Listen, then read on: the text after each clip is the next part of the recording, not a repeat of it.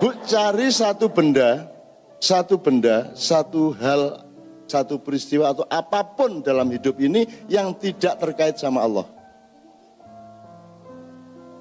Apa saja? Apa benda, apa sesuatu atau peristiwa atau apapun saja yang tidak ada hubungannya sama Allah.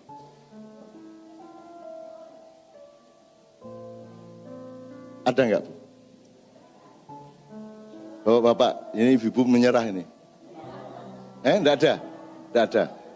Jadi ada enggak sesuatu yang bukan urusan agama, ada enggak? Karena kalau Allah hadir, berarti dia melalui formula yang dia sebut ad-din atau agama. Nah, kalau tidak ada sesuatu yang tidak terkait sama Allah, berarti semua hal itu adalah urusan agama. Betul enggak? Udah, sampean sebut apa udah? Dolar.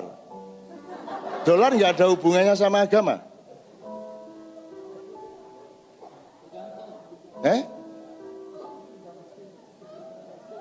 Oh, Madura. Ya, nek Madura. Ini saya jangan dipancing Madura loh. Saya punya banyak sekali cerita loh. Nanti akhirnya kita nggak jadi pengajian Madura tok ae. Ini saya dapat berita terus dari Madura yang enggak itu. Dan mereka sangat suka sama saya. Tapi jangan marah ya. Jangan marah, bismillah ya Allah, aku mohon maaf ini demi kemesraanku dengan saudara-saudaraku. Jadi Pak Zawawi Imron tahu tokoh Madura? Cari saya, enggak ketemu terus pesen di rumah. Tolong kasih tahu Cak Nun. Orang Madura itu sangat suka pengajian Cak Nun. Apa sebabnya? Pak Zawawi, tokoh Zawi Imron ini, penyair besar itu, tanya kepada tetangga, kenapa kok suka sama Cak Nun? Cak Nun itu kalau pengajian itu banyak pelisetannya gitu.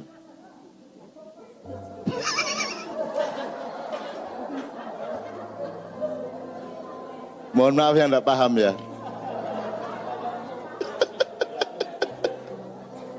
Lah orang Madura itu kan mulutnya enggak karu-karuan.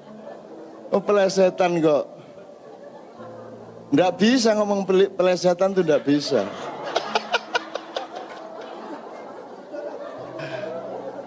Gus Dur itu sambat ke saya, Cak, Kandhanono PKB Madura itu katanya. Ini sekarang dunia IT. Masa mereka menolak internet. Gitu kan. Orang Madura itu menolak internet. Bilang sama Gus Dur, Gus, saya tidak mau yang eternity itu, enggak mau saya. Apa eternity ku? Niku lho Gus sing ten handphone niku lho, sing ten nonton sak menten-menten niku lho. Oh, internet karepe gitu. Orang Madura itu memang makhluk khusus yang didatangkan Allah ke muka bumi. Yang asal-usulnya tidak jelas ya toh.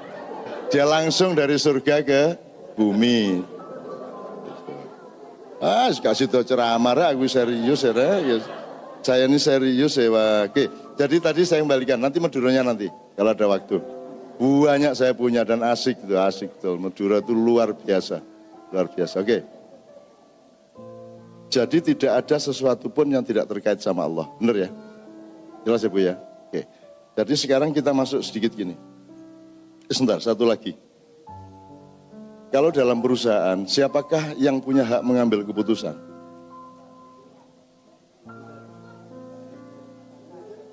Apa Mas? Ya oke, bos itu kan inisial, tapi saya ngomong substansinya.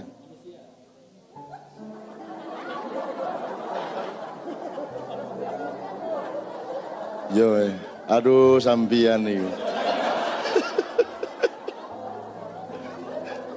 Ya masa ono perusahaan bedes, Rek.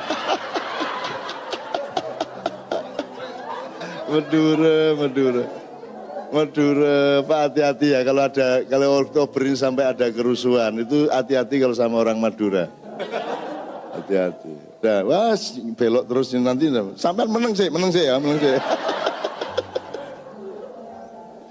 Oke, dalam perusahaan, Anda ini pakai logika aja, yang punya hak mengambil keputusan adalah pemilik saham. Jelas nggak? Jelas ya? Nah pemilik saham itu diwakili mungkin oleh ya owner, komisaris gitu ya. Terus dia memandatkan sesuatu kepada direkturnya, direktur utama dan bawahannya dipinjami mandat atau dimandati untuk pengambilan keputusan yang sifatnya teknis. Tapi sifatnya policy yang mengambil keputusan adalah owners, kan begitu? Oke. Kira-kira seperti itulah. Nah kalau di negara, kalau dalam struktur negara kan sebenarnya ada susunan seperti itu. Tapi saya nggak usah ngomongkan nanti jadi ngomong Indonesia. Saya sekarang tanya begini. Siapa yang punya hak untuk menentukan itu boleh dan itu tidak boleh dalam hidup Anda? Yang punya saham. The owner of you. Who is the owner of you? Allah. Kalau saya bilang sama ibu, Bu, haram itu. Anda mau terima enggak?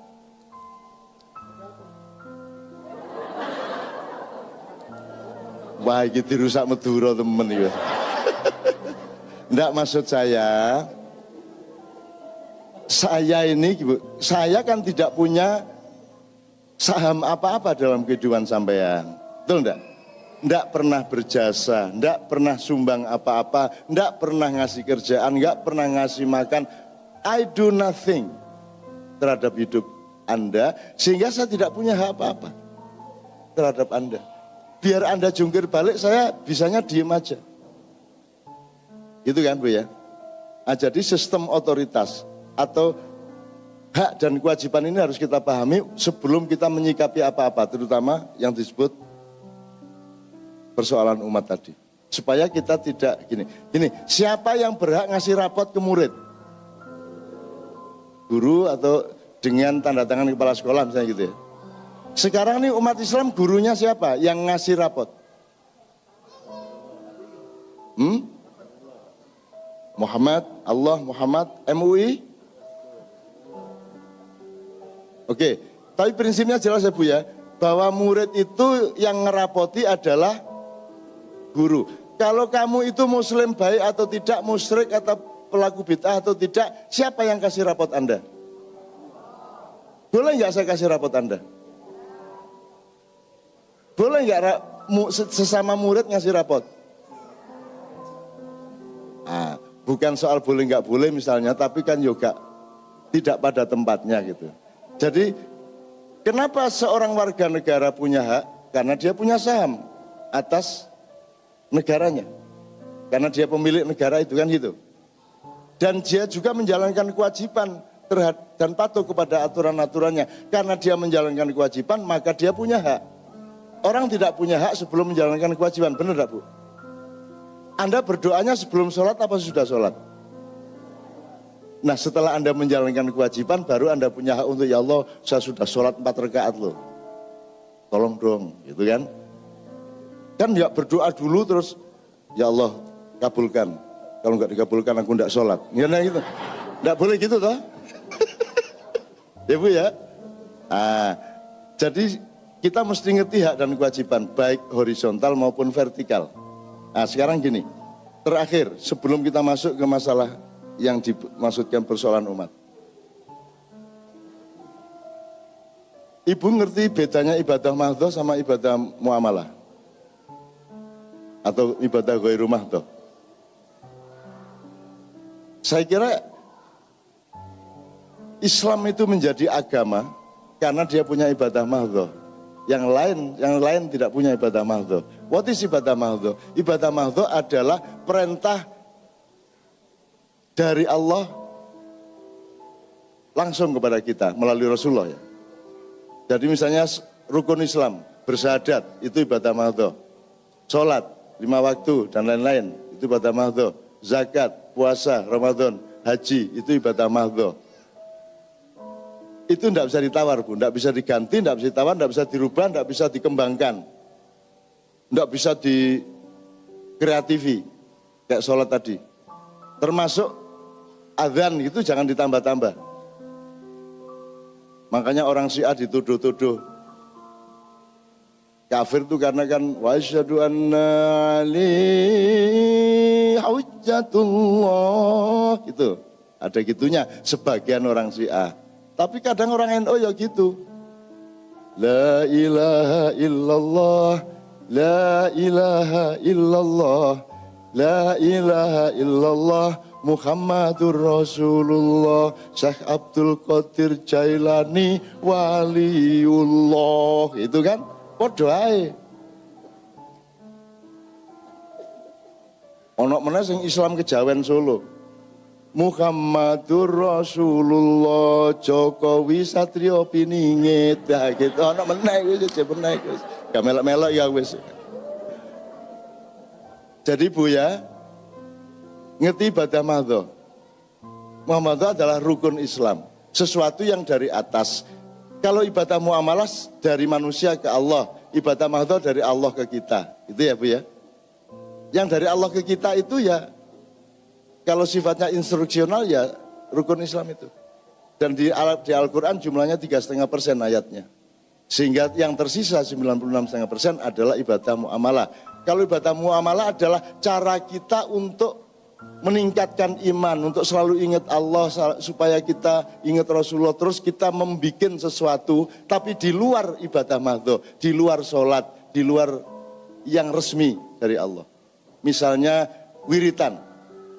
La ilaha illallah, la ilaha illallah, la ilaha illallah, ya Rahman, ya Rahim, ya Rahman, ya Rahim, ya Hafidh Ifatni, ya Hafidh Ifatni. Itu kan bukan ibadah madho.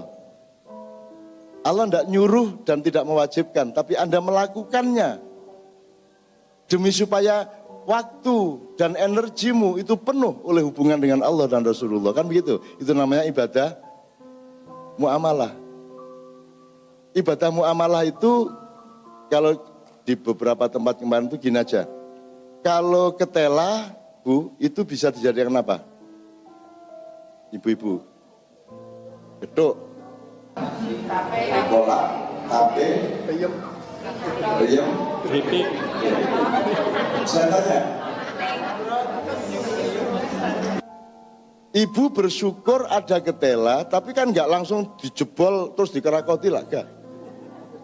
Ya toh? Dipikir terus di eksperimentasi akhirnya jadi geduk, ada yang bikin bayam, ada yang jadi kolak segala macam. Jadi itu muamalahnya. Tapi mahdhohnya adalah Allah menciptakan ketela, gitu kan? Jadi kerjasama takdir antara Allah dengan manusia. Allah bikin kayu, manusia bikin kursi, bikin meja. Allah bikin kapas, manusia bikin bantal, kan begitu? Nah saya tanya, NO-nya, Muhammadiyahnya, PKS-nya, Hizbut Tahrirnya itu tela apa geduk? Geduk. Sekarang yang lebih utama geduk apa tela? Selama ini yang terjadi di kalangan umat Islam, yang nomor satu geduknya apa telanya?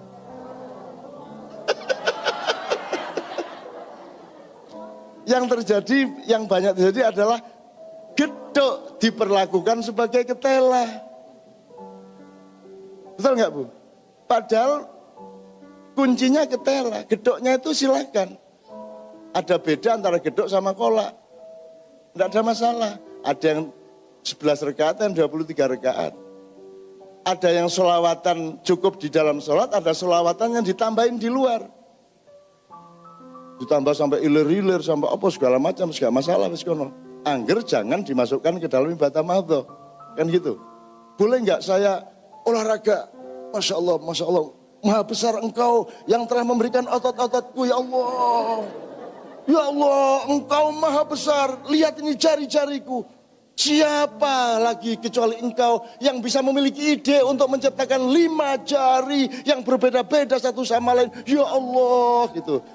Bagus enggak saya memuji Allah seperti itu? Loh Bu, bagus enggak Bu?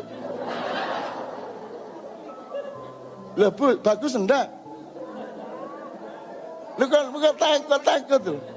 Bagus enggak? Lucu, ya oke lucu.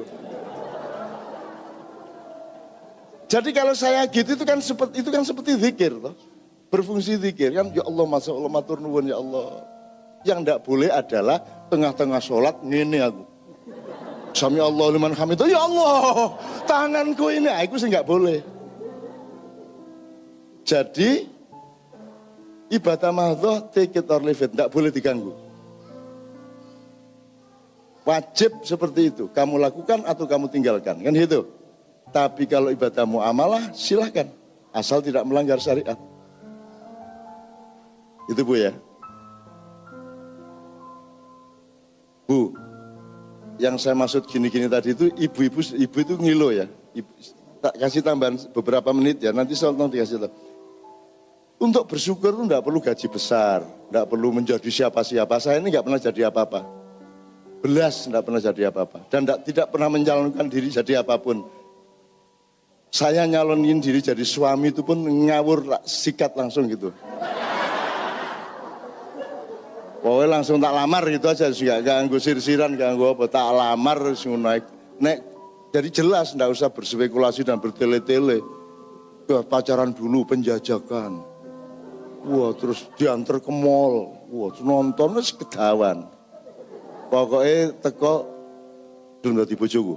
Ah, ngono, dicudai saya. Tapi kan jelas masalahnya gitu loh.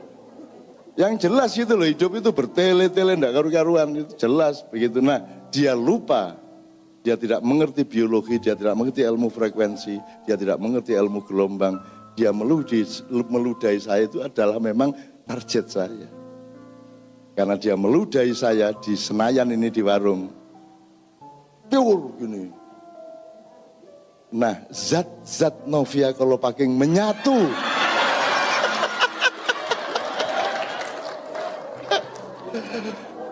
Menyatu dengan zat-zat jasad dan jiwaku. Ah, dia terjebak dia. Maka kasih tahu anak-anak perawan-perawan bujangan meludahi laki-laki ya. Daripada ntar kena bener loh ya. Ah, gitu. Oke. Iya Bu, tujuan saya itu supaya dia merasa terhina karena langsung saya lamar, enggak pakai ABC loh itu, enggak pakai Novia berapa albumnya semua, enggak pakai gitu-gitu. Masih di Tebet apa di BHP, enggak pakai gitu-gitu, langsung aja pokoknya makan pas buka itu mau jadi istri saya. Tegas Mas, itu loh. Cari presiden tuh yang tegas seperti itu.